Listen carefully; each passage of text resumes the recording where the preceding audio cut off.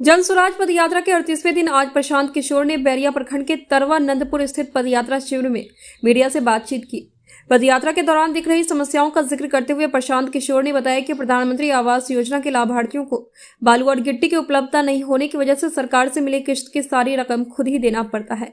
पदयात्रा का अनुभव साझा करते हुए उन्होंने बताया कि हमने देखा कि बिहार की ग्रामीण सड़कों की हालत लालू जी के जंगल राज जैसी ही है। इसके साथ ही उन्होंने कहा कि जन स्वराज पदयात्रा के माध्यम से वह हर रोज लगभग 20 से 25 किलोमीटर की दूरी तय कर रहे हैं।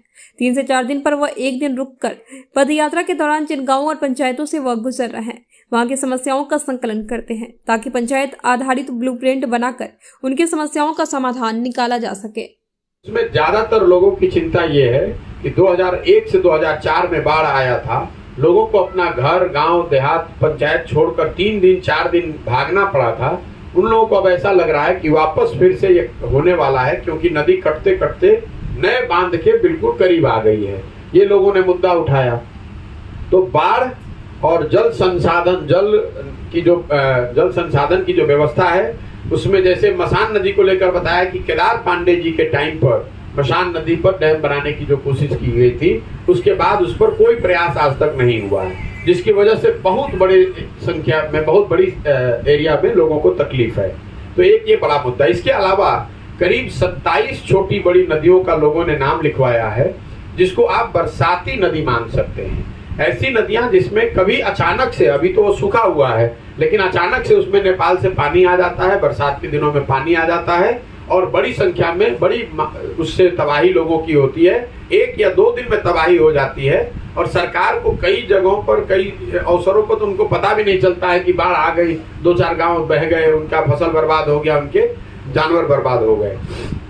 इसके अलावा जो लोगों ने एक और जो बड़ी बात चंपारण में जो मुझे अभी तक देखने को मिली है, यहाँ पर जो जमीन का बंटवारा है उसको लेकर भी मैं बड़ी संख्या में लोगों ने कंप्लेन करा है। कोई एक मोटे तौर पे अनुमान है, मैं इसका ऑथेंटिक कोई प्रमाणिक तौर पर बात नहीं कर सकता हूँ। करीब 1.25 लाख ऐसे लोग चंपारण, पश्चिम चंपारण में हैं, जिनको जमीन का पट्टा पिछले 30 से 35-40 साल में दिया गया है। अलग अलग सरकारों के द्वारा दिया गया है, अलग अलग व्यक्तियों के द्वारा दिया गया है।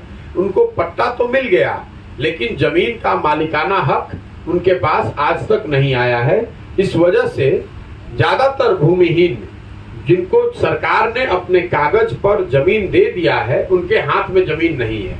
क्योंकि यहाँ कटाव की समस्या बहुत है, इसलिए विस्थापितों की भी एक बड़ी संख्या है। रोड के किनारे बड़ी संख्या में ऐसे लोग मिले जो अपने गांव से बिल्कुल विस्थापित हो गए, बाढ़ आ गया या कटाव की वजह से। वो बजरा में भी लोग मिले, चौमुखा में भी लोग मिले, कई प्रखंडों, कई पंचायतों में लोग मिले, मसान वाले भी एरिया में मिले, जिनको लोगों को अपनी पूरी जमा पूंजी, पूरे जीवन की कमाई छोड़कर विस्थापित होकर सड़क के किनारे गरमजरुआ जमीन पर रहना पड़ रहा है, या उनके पास अपना स्थायी रहने का कोई व्यवस्था